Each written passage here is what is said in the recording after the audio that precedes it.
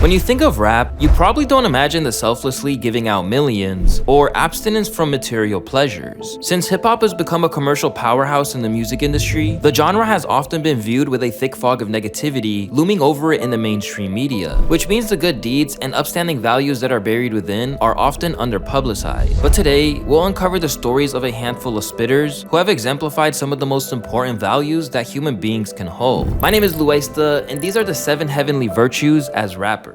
We'll start in a place where rap is most ridiculed: the hypersexualized content that led parents across the nation to call for the iconic parental advisory labels, which has now become a staple of rap album covers. There's a long list of reasons that rap is often associated with a sinful lifestyle. For starters, it accounts for 69% of the explicit content across Billboard charts, which is why our first virtue, chastity, known as the act of abstaining from sexual activities, is definitely not something you would typically associate with hip-hop music. Cause in the world of mainstream rap, it's common to hear lyrics about stealing someone else's partner, engaging in casual relationships, and in general, displaying attitudes that can be seen as disrespectful towards women. Even female rappers tend to focus more on their image and over-sexualizing their bodies more than they would on creating a good song. Despite all the freaky talk, several rappers have pledged celibacy or voluntary abstinence from sex in the past few years, including Lil Uzi and 50 Cent. Even Lil Yachty joined the club, to the point that in a recent interview, he mentioned that women might assume he's gay because of it. But the crown of chastity can never go to these rappers, because despite their standout life choices, their lyrics tend to poorly reflect their goals. And most of them still continue to contribute to the over-sexualized atmosphere of hip-hop. Only a few rappers both live and rap a chastinous way of life, but none of them stand out quite like Chance the Rapper. Chance has always been a musician who preached about positivity, perhaps to a fault, as his raps usually steer clear of lyrics that hint at sexual themes. With tracks like Hot Shower being an anomaly throughout his discography, he isn't like many rappers that sleep around or have multiple baby mamas, and is well known to be extremely dedicated to his wife Kristen, so much so that it's become a meme amongst his fan base. You see, we have to give the chastity title to Chance because he really takes his relationship with his wife a bit more seriously than most people in general. As I discussed in my documentary about Chance that we dropped a few weeks ago, his entire career trajectory took a huge turn in 2019, which is the exact moment that he and his wife made things official. With the release of his album The Big Day, Chance has become infamous for having one of the most hardest fall-offs the genre has ever seen due to the album receiving an incredibly poor reception. And everyone points to the woman he decided to dedicate the entire album to as reasons why things took a turn for the worst. I'm happy for Chance the Rapper that he's happy and he's got a successful marriage, but this album to me just does not hit any places creatively. The amount he was ridiculed was so bad that till this day, he still hasn't dropped a new album and rarely ever pops out to do a feature or anything. But besides all the negativity thrown his way, Chance and his wife continue to raise their happy family of 4 in Chicago. So although it was for the worst it seems, there definitely isn't another rapper who upholds the ideals of chastity like Chance. But instead of looking at a rapper whose strength is holding them back, let's appreciate someone who's been praised for their ability to go all out for others. As in this next section, we're discussing the virtue of charity. Now, it isn't rare for rappers to act generously with their money, even if you don't necessarily see them as the benevolent type. Over the years, 21 Savage has staged a back-to-school drive for underprivileged kids, while Kodak Black decided to give away 5,000 turkeys to families in his native Florida. And in spite of being one of the biggest trolls the industry has ever encountered, 50 Cent still pledged to feed 1 billion Africans. With all the money that some artists make, we almost expect them to pay it forward to those in need. What we usually don't see though is hands-on action and long-term commitment to meaningful change.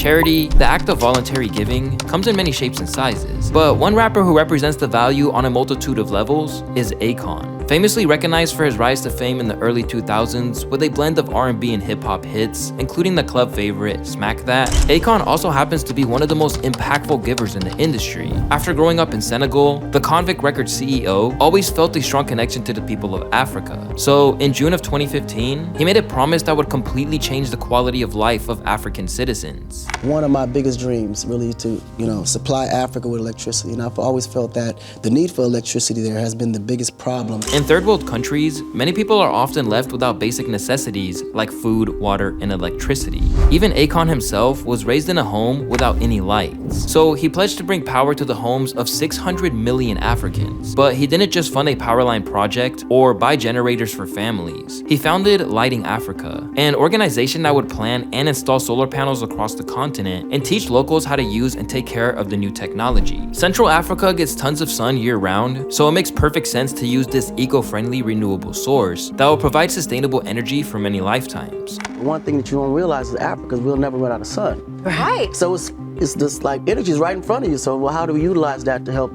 defeat that problem? After receiving a whopping $1 billion in funding, work began in the most remote parts of the continent, and it's working its way in. To this day, you can be sure to find Akon serving alongside these men and women to improve the lives of millions. Recently, your fellow rapper Snoop Dogg said you should be named Person of the Year because of all the work you're doing in Africa. I mean, do you feel fulfilled?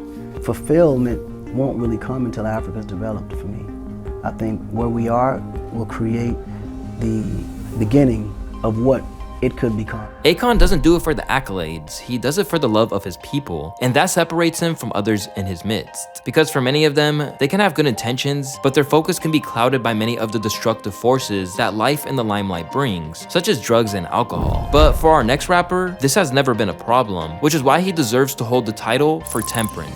Substance abuse has an unfortunate history in the hip-hop community. In the 80s, rappers warned audiences of the dangers of drugs. In the 90s, the narrative shifted to selling drugs out of necessity. But as time went on, things began to swing the other way. Almost half of modern rap songs mention alcohol. Nearly 2/3 reference drug use, and the attitude towards substance abuse is filled with glorification and encouragement. As the culture surrounding drug use shifts within rap from dealers to users, it has tragically claimed many victims, including Juice WRLD, Lil Peep, Pimp C, and many more. However, there are still several artists who advocate for a sober lifestyle. Temperance is a virtue of self-restraint, especially as it pertains to drugs and alcohol. In the world of hip-hop, few symbolize this concept as well as Tyler, the Creator. Tyler has always been unapologetically vocal when it comes to his sobriety. His experiences with alcohol and drugs are limited, and it's safe to say that he realized straight away that it wasn't for him.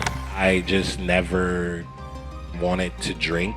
It's just something that didn't interest me. I've been high twice in my life. When I was 17, I smoked weed and I was like, this is not fun. He has also stated that after seeing the way people behave when they're drunk, it simply never appealed to him and wasn't something he wanted to replicate. And Tyler has shown that he also isn't afraid to hold those who are close to him accountable. For example, while he was in the booth with A$AP Rocky and a few other artists, Tyler saw that someone was smoking a blunt and he slapped it out of their hand, stating that it was a distraction and that everyone was there to work, not to hang out. He went on to demand that his sessions were drug-free, saying, "Fuck that, clear mind, at least once." God damn. The most inspiring part of Tyler's wise choices is the intention behind them. As for him, it's an act of self-preservation to avoid being led into temptation.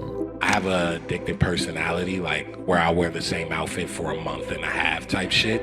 If I ended up liking alcohol or some shit, it would be the fucking downfall of me. Rather than finding himself alienated, Tyler's strict stance on substances has received tons of love, respect, and understanding from his fan base. As someone with an addictive personality, I totally understand where he's coming from. A lot of my friends do drugs and drink. The reason I haven't is my dad's side has addiction to drugs and he's an alcoholic, so I don't want to take any risks. This was nice to see. It is purely through personal restraint that Tyler chooses temperance, and his consistency in working towards this has allowed him to achieve massive success. But interestingly, the man who embodies our next value may be one of Tyler's heroes, but he certainly isn't the picture of sobriety. Instead, he's worked hard amid a fog of lean and weed that's never stifled his creativity one bit. Being a rapper may seem easy to some people, but succeeding in such a competitive industry takes a ton of time and effort. You have guys like Eminem who treat the studio like a 9-to-5, putting in 40 hours a week or more, and was also known to have attended hundreds of rap battles before he blew up, whilst also going door to door to pass out cassette tapes. I remember I would just take different trips to anywhere I could, just trying to make any kind of name and pass out my cassettes. And how can we forget rappers like Juice WRLD, who still has thousands of songs in the vault, despite the fact he was only 21 and has been deceased for nearly 4 years. While these rappers certainly grind, they don't fully encompass what it means to be a hard worker. Like, just because Currency has dropped 107 projects and counting, and rappers like Gucci Mane dropped 80-song projects, it doesn't necessarily mean that they're taking the time to put out quality work. Diligence requires work that is both persistent and careful, producing quantity and quality. Many rappers have come close to fitting this mold, and you can say no one quite compared to a rapper like Tupac. Over the course of his career, Tupac recorded over 713 songs and starred in 7 films from 1991 to 1996. He sold 75 million records and 9 platinum albums, plus 7 albums worth of music ready to go for when he died. This all happened at the age of 25 years old, before he sadly lost his life after being shot in Las Vegas. However, when it comes to mixing being prolific with being potentially one of the all-time GOATs, no one really stacks up to Lil Wayne. It's one thing to make a lot of music, but to do so while also actively shifting the culture at the same time is another thing entirely. But during the mid-2000s, Lil Tunechi managed to do just that. Alongside the mainline studio albums like the Carter series, Wayne also churned in classic mixtapes like The Drought, No Ceilings, and Dedication. So much so that when he started calling himself the best rapper alive in that era, it was pretty much impossible to argue. Operating at the peak of his creativity and productivity all at once, Weezy was an unstoppable monster back then,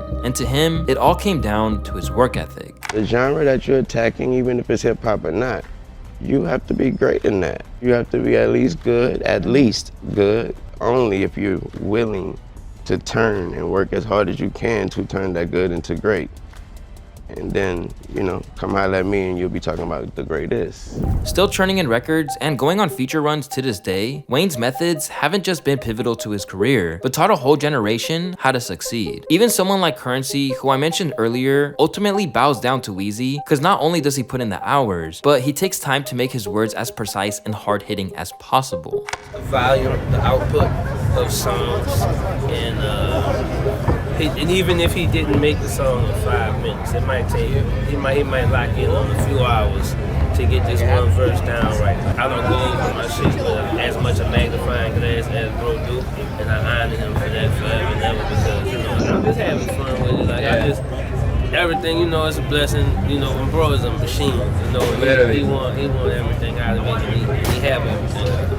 As well as inspiring those around him, Weezy has also handed down the teaching of diligence and the importance of honing in on your craft to those who were on his Young Money label. In Tyga's eyes, this is what enabled him to maintain a successful career, aspiring to be like Weezy, and never losing the love with the act of creating. Staying in the studio. Exactly. You know what I mean? Like, I feel like watching you, that was the first time that, like you said, I had ever been on tour, on like a tour bus or anything like that, really moving around, and to have so much going on, have success going on, you shooting videos, but wherever we was at, you would make sure, like, we going to the studio tonight. All right, we got a show, we in Buffalo tonight. We gonna get off stage, you gonna rock 20,000 people. You got the studio right after, and if we can't go to the studio, we got the studio bus. Yeah. So it was just more like, it was just the work ethic, I feel like, you know what I'm saying, just staying consistent and staying obsessed with it and loving it. I feel like a lot of people fall out of love with it, and that's why motherfuckers fall off, or people just aren't as consistent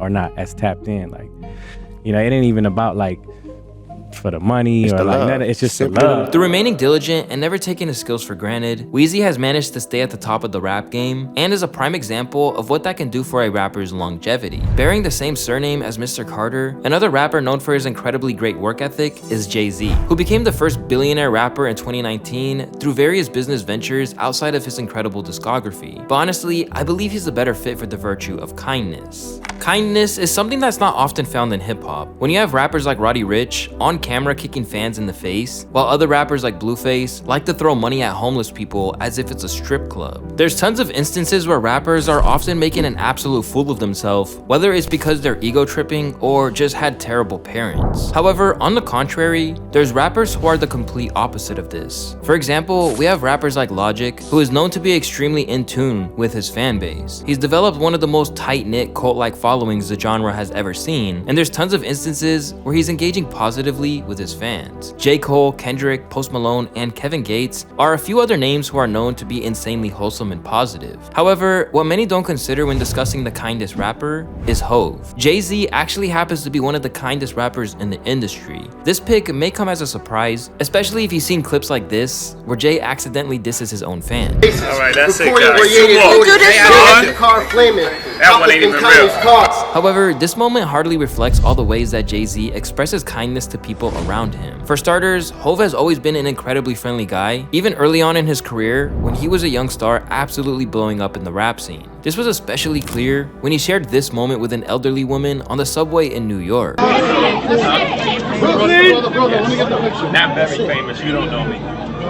But I'll get there someday. My name is Jay. What's your name? Ellen, what do you do? Ellen. I make music. I'm on my way to a performance in Brooklyn at the new Brooklyn Arena. Oh, that's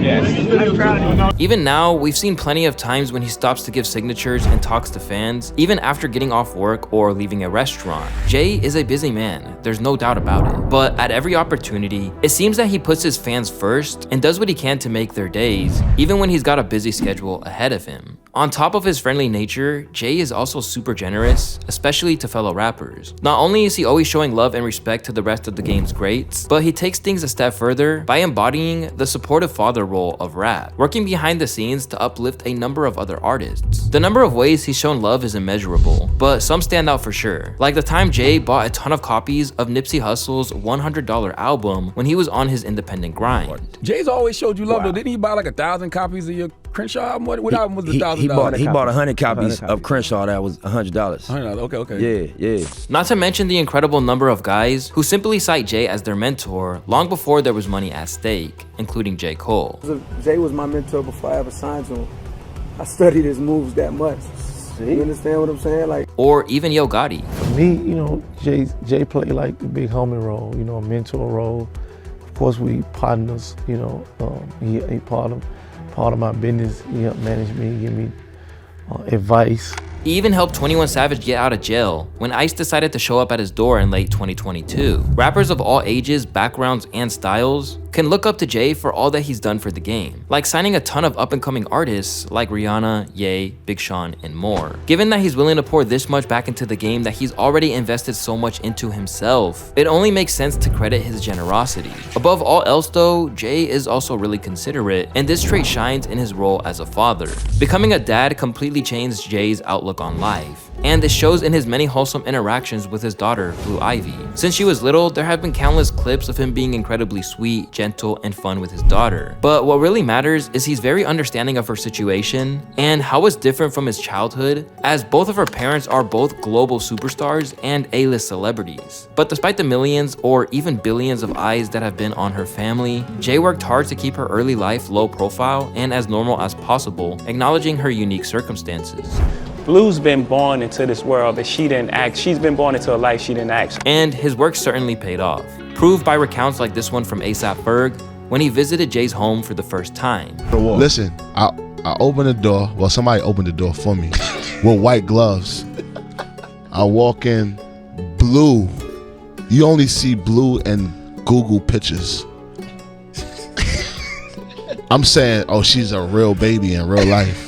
Between his kindness to fans, generosity in the rap game, and considerate nature as a father, where others try to prime their kids to be stars, there's no doubt that Jay has cemented himself as one of rap's kindest figures. As Jay-Z knows, all of this comes in time, and good things come to those who wait. And our next rapper on this list, who represents the value of patience, knows a lot more than most. In today's world, everything moves so fast. I mean, we go from bumping Uzi's Pink Tape to Travis Scott's long-awaited Utopia in a matter of weeks. The point is, today's pace of change is like nothing we've ever seen, especially within the music industry. This is why patience, the ability to preserve in the face of delay, is so rare, especially among the successful. You've got rappers like Youngboy, who has released 11 albums in the past 2 years, with guys like Snoop Dogg and Gucci Mane pioneering the record-dumping side of rap years prior. And with the way that some guys rise to the top out of nowhere, it's no wonder why they fall right back off when they don't take the time to improve their craft, like Lil Pump. However, there's one rapper who has been praised and appreciated for his ability to remain patient, and that's Kendrick Lamar. Realistically, K-Dot is a standout rapper who could fall under several of these categories, but his patience may secretly be his greatest attribute that separates him from him and his peers. Kendrick has always played the long game, with each of his works spaced out with plenty of time to perfect and fine-tune what he had created. And he's even on record saying that he can literally take up to 6 months writing one song, such as he did for his track titled Alright. But I had that record. I was sitting on that record for about 6 months. you know, and I knew it was a great record. I just was trying to find the space and to approach it. What's the approach, you know?